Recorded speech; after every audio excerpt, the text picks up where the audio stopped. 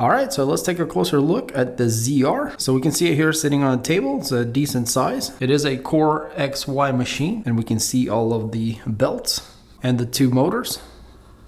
We are running on rods for the X and the Y on both sides. And also the Z, we have 1, 2, 3 pairs of leads and rods. The frame is all metal, very sturdy and box design. So here on the top, we can see our Hotend extruder. We got 4 inputs coming in, and also the cable for the power, a blower for the parts cooling. On this side, we have the cutter. Go ahead and pull this off. And this is what's gonna cut the filament before it pulls it out. On the other side, it's pretty clean. Just a little warning about there's some wires inside to be careful when removing it. And this does pop off, but the sticker doesn't let it come out. So I'm just gonna go sideways here, and we can see it's magnetic. So there's our blower motor where it blows out the bottom under the nozzle. Our heat break, there's a little tiny fan there to cool that off. Circuit board inside. Our extruder mechanism here. And then this is their feeder from 4 to 1. Yeah, very nicely, cleanly made. And I love how it magnetizes on the 4 little magnets. And this is what the back looks like. Extruder motor poking out. And here's a view underneath it. So if we go to the back here, we can see we got this chute. We have a little clean out area where the nozzle cleans itself out. So it's gonna purge in there. And there's a little mechanism here that holds it and then drops it when it's done, and it's a piece of metal. And the reason for that is so it doesn't stick to it. So essentially all your stuff is gonna be flying out the back here. And if we go to this side, we can see a dedicated blower. Blows right at the tip area. So this is just extra cooling for the printing. So if we go back to the front, we can see we have a display here. There's a protector. Let's go ahead and peel that. Well, before I do completely, it does show you how to put the screen on, which is kind of cool.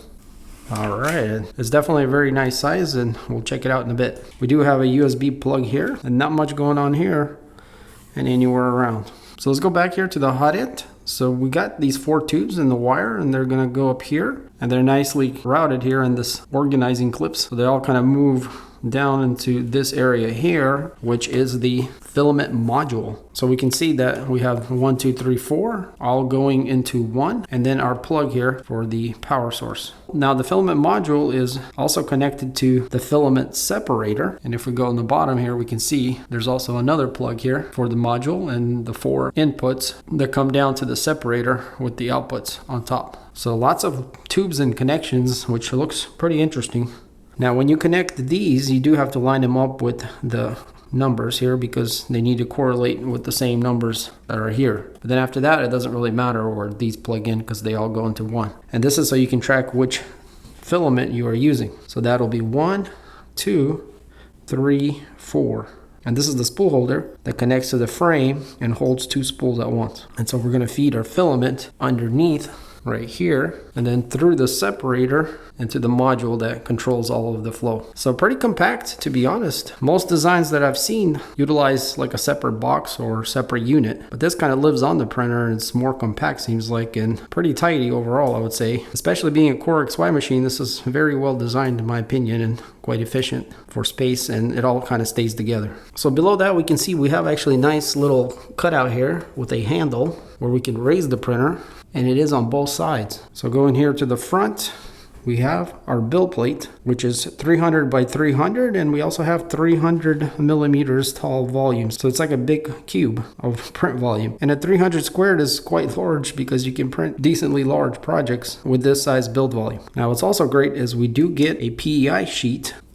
It is also removable, magnetic, and it's double-sided, which is great because, you know, you can use either side and makes it where you won't have to replace this for a long time. Underneath, we have magnetic mats where the build plate sticks to. And then below that, there's a aluminum bed that is heated. And we can see the bed connects in 3 spots here and moves up and down with the 3 lead screws that are tethered together and then aligned on these rods right next to them. And if we go all the way underneath here, it's kind of hard to see, but there's a cable in here. Now it's kind of hard to see, but it is also insulated there. I can see the insulation, which is great as it should heat up pretty quick, especially for this large surface area. So on the very bottom, we have the WonderMaker logo. Yeah, just a beautiful printer. We got 4 rubber feet on each side. Let's go ahead and put the plate back in. Again, nice detail. It butts against the ends there, which makes it very easy to line up. And then you just drop it and it's perfectly aligned. We do have these stickers that we could remove as we needed to remove some bolts here, and these will just peel right off. And if we go to the back side, we can see that's where our power input port is. It is fused with an on and off switch. And then we got our manufacturing label there. And in that corner, that's the motor for the Z-axis. So yeah, very good looking printer overall and very well constructed. It looks quite good here just sitting on the table.